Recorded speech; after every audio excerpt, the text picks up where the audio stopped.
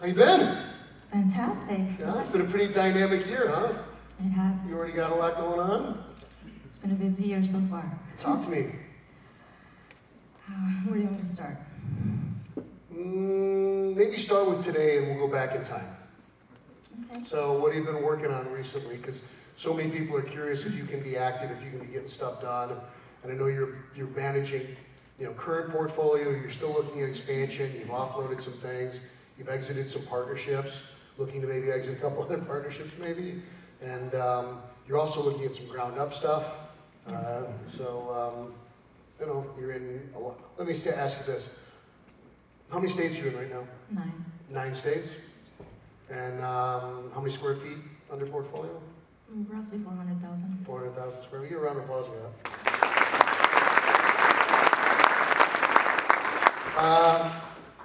Take me back, I guess we'll follow the same format. Take me back to what you were doing before you got involved in real estate. Before real estate, I was doing some day trading. I was looking because I had my daughters right out of college. So I knew I went to school for engineering, but I knew I was never pursuing that career. And I always wanted to be in real estate, just didn't know how to get started. It's funny because I had some commercial real estate investing book that I bought back in like 2005 when I was pregnant, I guess. And when I was moving, I just found it. I'm like, well, I guess I was looking into doing this. I just had no idea how or where to start. But I wanted to do something that I can do from home. I had twins when I was very young, and then I had another one right after. So with 3 girls, it was way too much to actually get a regular job, which I knew I never actually wanted to do anyway. So I started in day trading, and then I started looking into rentals after a little bit. And I got a couple of rentals, then started doing some fix and flip in New Jersey, which is where I'm from. And I started buying some portfolio of smaller residential deals up in Toledo. And it was funny because I got this email from this somebody from Kenya who was actually wholesaling from there. So I thought it was a spam, never looked into it. Then I was talking to somebody, another investor, who was telling me how Detroit and Toledo, there's like a lot of deals that are, there could be some profit to be made. I'm like, you know what? I got this package of 13 properties for $130,000, which I thought was a joke because if you're in Jersey, you can't even get a 1-bedroom apartment for that. So it was 13 houses, and I'm like, you know what? I'll go check it out. So I went and took a look, and there were actually rentals that had tenants paying $500 to $800 a month. So I ended up buying that. Well, I actually didn't buy it. I got it under contract. I found a buyer on the other end, or in Jersey, they were willing to pay pretty much triple of that. Well, actually, we split it up. So it was like 3 packages out of the 10. It was like 2, 10 like that. 2, 2, 3 like that. And so we ended up having an end buyer immediately and selling that before we bought it, pretty much. So we like triple our money in that. And so after that, we had a lot. So that year, I think we did over like 100 properties in Toledo, which was a good cash flow. And meanwhile, well, actually before that, I met you in 2015 in New York at a World Expo. And when I heard your story, I'm like, okay, this is probably it. Like, I was looking for commercial real estate, and I think you were the only one talking about commercial real estate there. So I went up to the back and I talked to Scott. They were selling the CDs at that time, so we didn't. This program didn't exist. They don't. Yeah, I still have them. I just don't know how to play them because there's no CD players out anymore. So when I bought the CDs, I spoke to you, and then I received the email a few months later for this event back for 2016 in March. And luckily I was available that weekend and I came here. And it's funny you said yesterday that the people you're sitting next to and you're here for a reason. It's not a coincidence. And I ended up having lunch the first day with Sean Johansson, and I don't know if Sean probably doesn't remember this. It was Sean and Zach Zurley, and as we're going, I think we took an Uber didn't exist, so we took a cab probably. And they're talking about all these big retail deals, and I'm just like so fascinated by what Sean was talking about. I'm like, okay, this makes sense, because he was so humble, and I'm like, they're talking about all these big deals. And then at that evening, after the networking, I met Jared, and they were, discussing all these big deals that I wanted to really be part of. I'm like, okay, this is it. It's the right environment. I think it's the energy in the room was so dynamic when I spoke to the Diamond. So I'm like, I have to be here, and that's how I signed up. And I remember in the beginning, she was pretty skeptical, right? She's like, I mean, this industry, there's a lot to overcome when you're a platform speaker and you're a motivational guy. A lot to overcome, because most people are full of shit. I'm sorry. I hate that part of my industry. So it was, she challenged me. She's like, you're really gonna do this, right? You can really help me do this? Well, yeah, I really can. It's mostly on you, though, and it has been, and she's done such a wonderful job. So talk to me about the asset classes that you are currently working in and the things that you've done in commercial.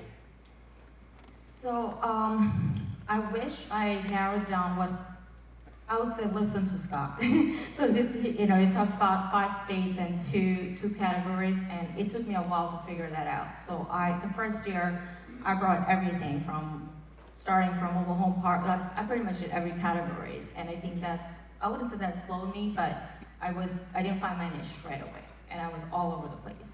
So narrowing that down always helps. So right now I'm focusing on retail and industrial, and probably some development if it's in my backyard. Yeah, good. And what about partnership? I mean, have you been able to find opportunities for partnership in this environment and outside of it? Absolutely. I mean, majority of my deals are with partners. I have great partners. I'm partnered with John. Shai's not here yet, but there's plenty others that, especially my first deal with Sandy, who's not here, Sandy, Rick, and Amit, the three-headed monsters. Yep, the Lotus Group. The Lotus Group, and there wasn't too many members from the Northeast. So my first deal, Linden, well, it wasn't my first deal, but the first true commercial deal, I would say. I was trying to find somebody that's in my backyard that understood the market, and that would be able to bring the capital, help me raise the capital. And if it wasn't for that deal, I don't think I would be able to get to the next one as smoothly. Sure. So having expertise in different locations, or different part of the country, or different asset category is very important. And I think being in this room, you kind of have that everywhere. For very recent, we just came across a deal in Oregon, which is obviously not my market at all, but I sent it to Shannon and Brandon, who are close by. Yep. So whether I move forward or not, it's just this room provides you the opportunity, which I'm probably not going to be day-to-day involved in that, but if somebody else can do it, it can have either small equity or even wholesale it. And so it gives you nationwide access to a network of folks who are really executing on different asset classes. It also, I think, gives you the opportunity to participate without having to shoulder the whole load and all of the risk. And I think that's a big part that so many people find. They can break in on a fractionalized basis with a little bit of investment, give themselves a chance to get started. And like you said, if it wasn't for that, it might have been harder for you to launch, and become kind of lead principal. Because I do remember that first deal, I remember what you guys did, and I remember working on it with you. And I know over time that's kind of evolved. Today, you pretty much, you direct your own portfolio, and it's a pretty substantial portfolio, but you still have partners on many of the deals that you do to this day, raising capital both inside the group and outside the group. So talk to me a little bit about what it was like to make that fearful leap from, that safe, trusted environment of having all these others around you to becoming, that fearsome female that's out there leading the charge. It's knowing what you're talking about and having the confidence that you understand the market, or you understand what you're doing. That's because if you don't know what you're talking about, or if if people smell the BS at the end of the day. That's true.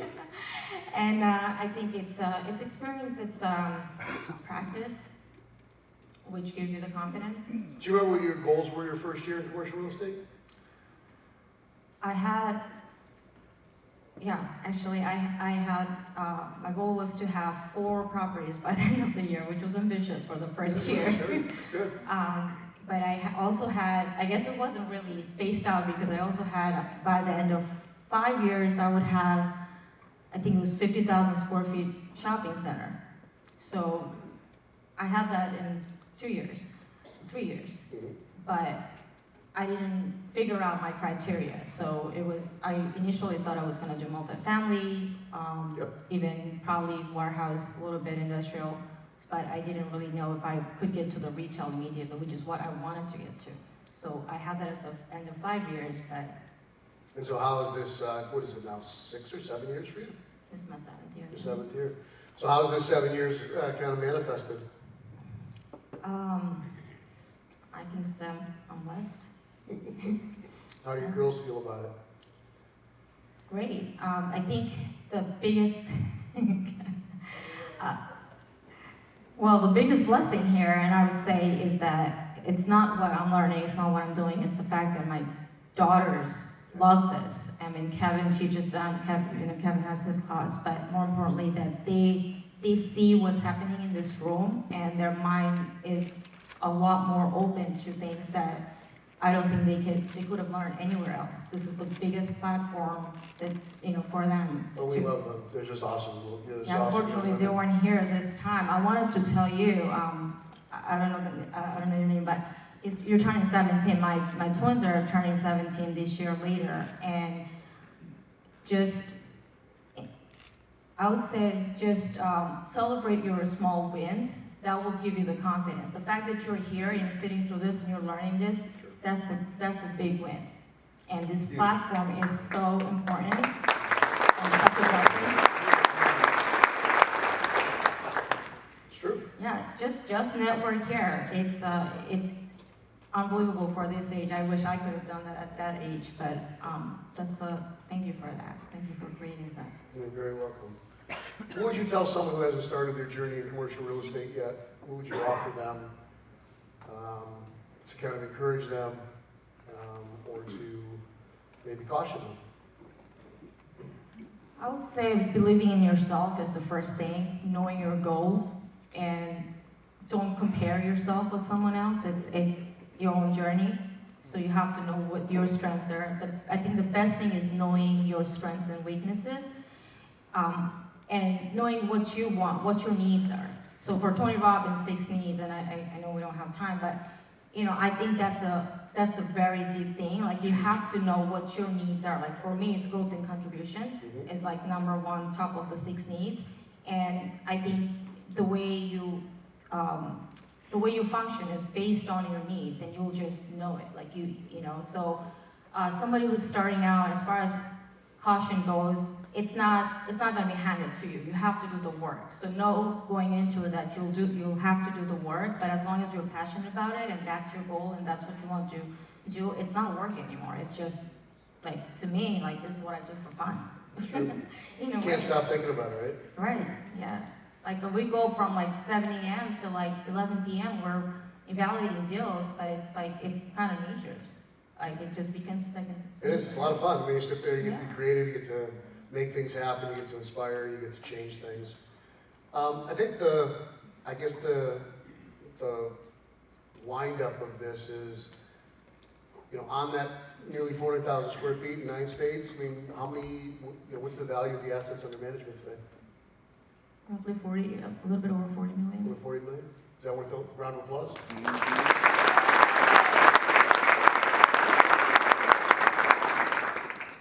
What's next? What are your new goals and your new ambitions? Just getting started. That's my girl. I love it. Oh, I love it. Can we get some questions? Anybody have any questions for Faria? Right here.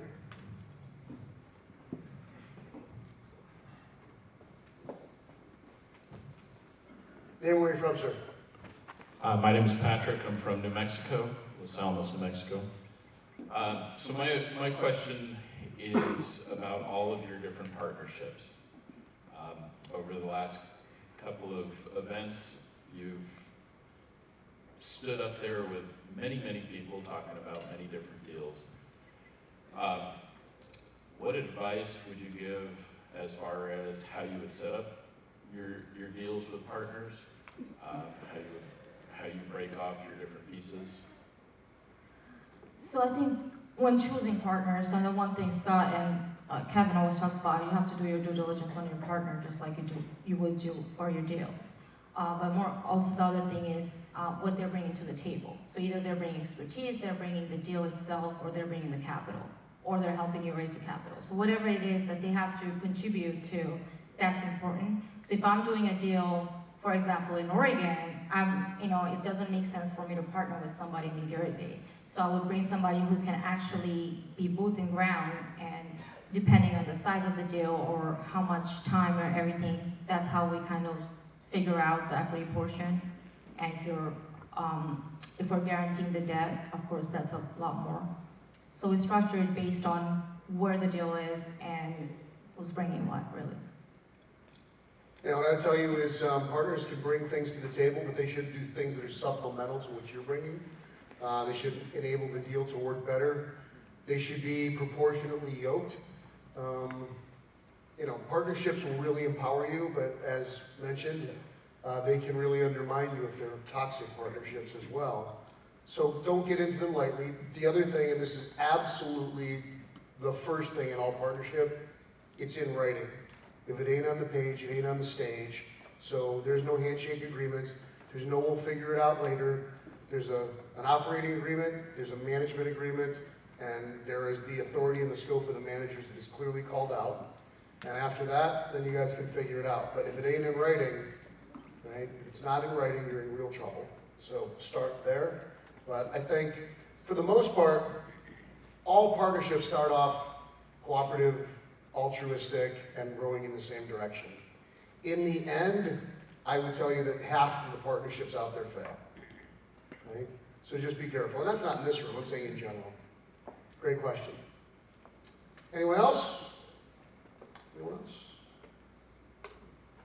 I guess you've answered all the questions, Darla. Thanks so much.